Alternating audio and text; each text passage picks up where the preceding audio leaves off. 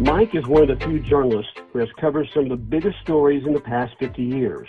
Politics and elections, hurricanes and floods, shootings and sieges. Capturing history, practicing journalism, one frame at a time. Well, Mike and I both made a jump across town to Channel 11. And in early spring of 1985, there was a big siege of a radical right-wing group. It's called the CSA up near Bull Shoals Lake. And we were both on salary, so that meant no overtime. So we jumped in a car and we went up there and didn't know what we were getting into. This went on for days. The FBI agents were hostile. The locals wanted their town back and their fishing cove back. And I really got to see the Narisi charm at work. Everybody likes Mike when he's out on a story. He's easygoing and he still stays on top of the story. And when that wrapped up several days later, we got the shots that counted. Mike was always thinking about the story. If I didn't ask a question he thought needed to be asked, he'd ask it himself.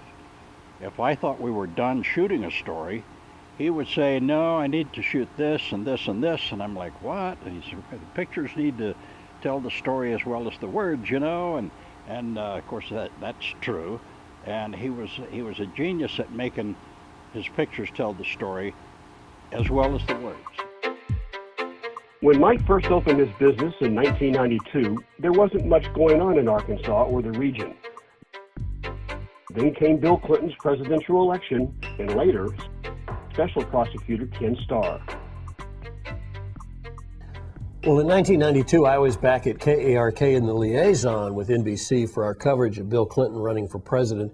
They relied on us a lot, but we couldn't do everything, so I put him in touch with Mike, who had just started freelancing. Well, that relationship just took off from there and lasted many years. In fact, Mike went on to fly on Air Force One with President Clinton, and we covered the Clinton administration. He was a big part of our coverage later when I joined NBC of the Bush administration as well.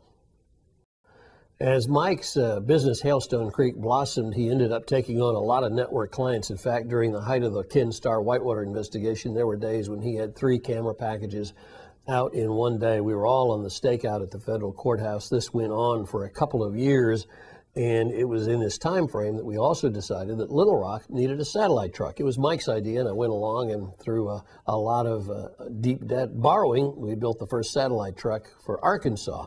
And that business took off thanks to Ken Starr. It's been nonstop news for Mike and his companies since the 90s. Along the way, he's had the chance to work with some of the best in the business, covering some of the biggest names in the country. He's still out in the field, mixing it up with people less than half his age. I just wanted to say congratulations, add my voice to the chorus of voices that you're probably hearing there tonight.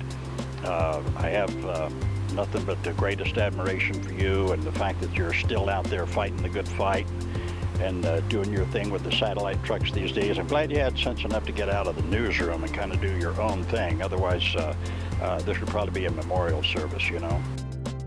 Well, Mike and I have been a team for 36 years. We worked for many stations and many networks, and we've been on a lot of stories, a lot of hurricanes, a lot of tornadoes, unfortunately some school shootings in our past. But the one thing we've always done is try to bring solid journalistic standards to the job, and I can't think of a better photojournalist to be at my side than Mike Narisi. So congratulations on your honor tonight. Hey Mike, Jim Cantori here from the Weather Channel. Dude, congratulations on your induction. Of course, you know what that means when you get inducted into something. You're getting old, buddy. You're getting old. But when I think back of all the times we've been through storms, we've been on live shots for NBC, the Olympics, we've had a good time. But I know you've earned it because you worked your butt out there, man. You worked your butt out for me, and I appreciate that. I'll never forget it. Congratulations.